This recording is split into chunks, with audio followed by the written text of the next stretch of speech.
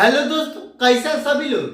आप सभी का आपका अपना चैनल IND मैथ रिजल्ट्स में आपका स्वागत है और मेरा नाम नीतीश चौधरी है।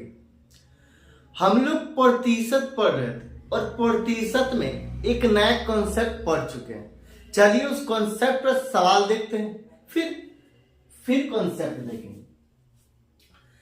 सवाल कहता है दूध की कीमत 20% बढ़ गई है। दूध की कीमत 20% बढ़ गई है।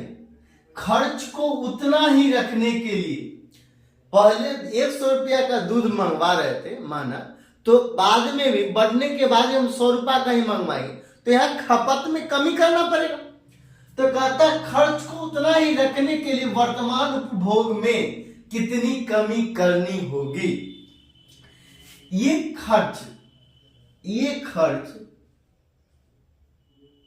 या ये मूल्य गुना खपत बराबर क्या होता है? खर्च। कहता है दूध की कीमत या मूल्य में 20% की वृद्धि हुई है। 20% का फ्रैक्शन वैल्यू होता है 1/5। ये 20%, ये 20% का फ्रैक्शन वैल्यू होता है 1/5। मतलब पहले मूल्य 5 था, तब हो गया 6। पहले मूल्य 5 था, तो अब हो गया 6। तो आगे सवाल में कहता है खर्च को उतना ही रखने के लिए वर्तमान उपभोग में कितनी कमी करनी होगी। पहले खर्च जितना था उतना ही रखेंगे, तो खर्च उतना ही रखने के लिए क्या करेंगे? ये दोनों का एलसीएम लेंगे। 5 और 6 का एलसीएम होता है 30। तब पहले खर्च था 30, अभी भी खर्च है 30। ठीक। फिर कहता खर्च को उतना ही रखने के लिए वर्तमान उपभोग में कितनी कमी करनी होगी।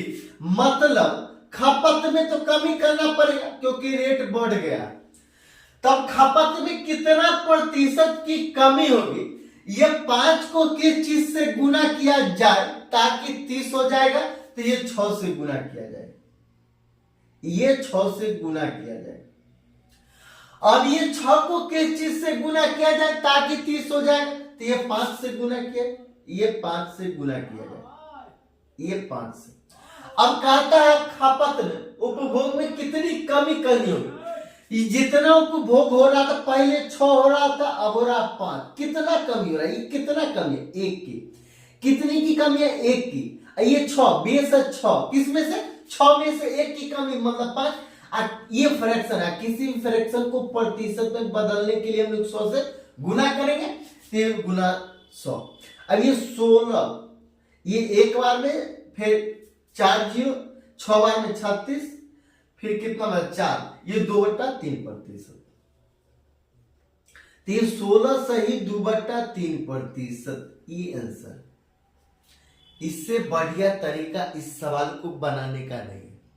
फिर अगला सवाल कहता है यदि किसी उपभोक्ता वस्तु के मूल्य में 50% वृद्धि हो जाए। 50% का फ्रैक्शन वैल्यू होता है 1/2। ये 50% का फ्रैक्शन वैल्यू होता है 1/2। पहले ये मूल्य गुना खपत,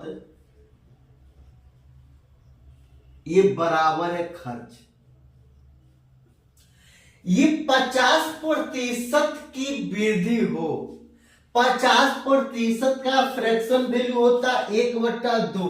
पहले 2 था, 1 बढ़ गया, मतलब 3 हो गया। तो कहता है आगे सवाल, तो इसकी खपत में कितने भाग कमी की जाए। ये खपत में कितने भाग की कमी किया जाए ताकि इसकी खपत पर होने वाला व्यय, मतलब खर्च, पहले जितना ही रहे। तो ये पहले जितना खर्च था उतना ही खर्च हमको रखना है। तो ये 2 और 3 का एलसीएम कितना होगा? ये 2 और 3 का एलसीएम होगा 6। तो ये 6, पहले खर्च हो रहा था 6, अभी भी खर्च करना हमको 6 सवाल में कहता। फिर ये 2 को कितना से गुना किया जाए, ये 2 को क्या चीज से गुना किया जाए ताकि 6 हो जाए, और ये 3 को कितना से गुना किया जाए ताकि ये 6 हो जाएगा। तो ये 2 को 3 से गुना करेंगे, ये 2 को 3 से गुना करेंगे तो ये 3। अब ये 3 को कितना से गुना करेंगे तो 2। और कितने प्रतिशत की कमी किया जाए खपत में, तो 1 की कमी किया जाए। पहले हो रहा था 3, अब हो रहा है 2, 1 की कमी किया जाए। कितना? 1 की। कितना में से? 3 में से। ये फ्रैक्शन में है, ये फ्रैक्शन में, तो इसको प्रतिशत में बदलना है। फ्रैक्शन को प्रतिशत में बदलने के लिए हम लोग 100 से गुना करेंगे, तो यहां गुना 100। ये 33/1/3% हो गया। अगर ये 33/1/3% हो गया, इसका और शॉर्ट मेथड देख लीजिए। कहता यदि किसी वस्तु उपभोक्ता वस्तु के मूल्य में 50% की वृद्धि हो तो इसकी खपत में कितने प्रतिशत, कितने भाग की कमी किया जाए ताकि इसकी खपत पर होने वाला व्यय पहले जितना ही रहे। अब यहां पर क्या करें, ये 50% की वृद्धि मतलब 2 से 3 हो गया, ये 2 से 3 हो गया। अगर आप एक बात समझिए, अगर यहां पे बोला जाएगा कि साहब की मतलब ये खर्च को उतना ही रखना है, पहले जितना खर्च था उतना ही रखना है, उतना ही रखना, तो खपत में क्या परिवर्तन हुआ, ये खपत में क्या परिवर्तन हुआ, तो ये रिवर्स कर देंगे, ये यहां पे और ये यहां पे गुना कर देंगे, तो ये गुना रहेगा, ये गुना रहेगा, इसको 3 से गुना कर देंगे, यहां 2 से गुना कर देंगे, ये भी 6 हो गया, ये भी 6 हो गया, और यहां कितना परिवर्तन हुआ, पहले 3 था अब 2 हो गया। तो 1 का परिवर्तन 3 में से किसी भी फैक्टर को प्रतिशत में बदलने के लिए हम लोग 100 से गुना करेंगे, तो 1/3 गुना 100, तो 33 सही 1/3%, यही आंसर। अगर अच्छा लगता है तो लाइक और सब्सक्राइब कर लीजिएगा।